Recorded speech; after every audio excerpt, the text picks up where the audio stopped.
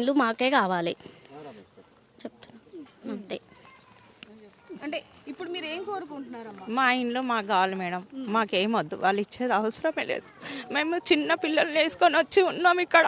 ఇప్పుడు వెళ్ళిపోమంటే ఎక్కడ వెళ్ళాలి, మేము ఏడ బతకాలి, దిక్కు లేని ఎక్కడ లేకుండా చేసేసిండు మాకు వచ్చి. ఆయన మాకు ఏదైనా చూపించాలి కదా, ఫస్ట్ ఏదైనా చెప్పాలి కదా వచ్చి.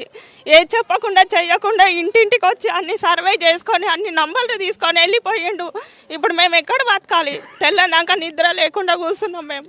చూడొచ్చు మనోజ్, దాదాపుగా 3 రోజుల నుంచి అసలు మాకు నిద్ర లేదు, దాదాపుగా 3 నెలల నుంచే మాకు ఈ విధంగా సర్వే చేయడం జరుగుతుంది అంటూ కూడా ఎంతగానో మొరపెట్టుకున్న పరిస్థితి ఇక్కడ చూడొచ్చు చాలా మంది కూడా.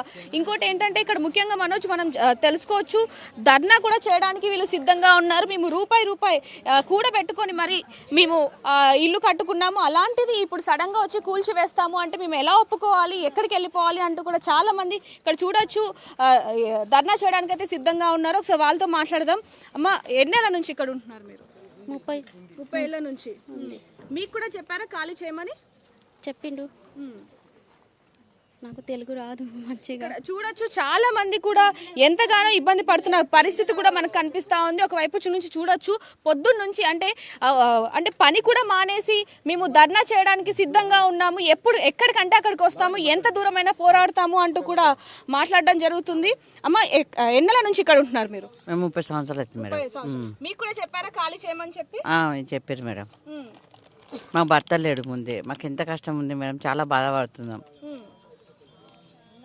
అందరి బాధలు అవే మేడం, ఇక అందరిది అవే. ఇక కట్టుకున్నాం, మొన్న మా ఇల్లు పోతే మేము ఎక్కడికి వెళ్ళాలి, ఏడు ఉండాలి?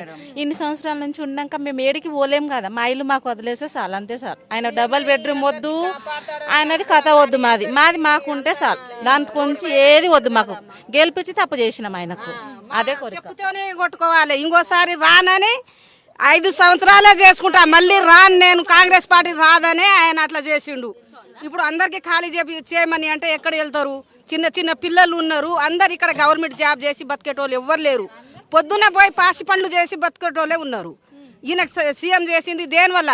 అందరు మా చెప్పుతో మేము కొట్టుకోవాలి, మా చెప్పుతో మేము కొట్టుకునే మా బుద్ధి వచ్చింది, బుద్ధి వచ్చేటట్టు చేసిండు కదా. ఇప్పుడు ఈయన మేము ఎక్కడికి పోవాలి? మాకేమైనా చూపిస్తుండా? దారి ఉందా? ఎక్కడ పోవాలి మేము?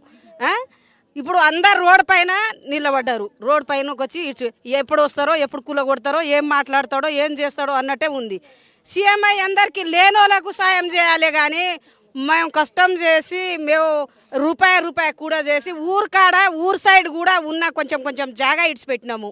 మొత్తం అమ్ముకోవచ్చు, ఈడ కొంచెం కట్టుకుంటే అది కూడా కూలగొడుతుండు. మరి సీఎం దేనివల్ల అమ్మా? దేనివల్ల అయిండు? సీఎం అందరు చేస్తేనే కదా ఆయన సీఎం అయింది. సీఎం అయింది ఉక్కనే. ఇప్పుడు ఆయన ఏసీలో కూర్చోవాలి, కొందరేమో తిండి తిప్పలు లేక ఏమో రోడ్డు మీద తిరగాలనా? అది కరెక్ట్ కాదా సార్? నువ్వు బయటికి రావాలి, బయటికి వచ్చి ఎట్లున్నారు పబ్లిక్ అనేది చూడాలి. నువ్వు ఏసీలో కూర్చొని అందరికీ ఉసురు పోసుకుంటున్నావు కదా.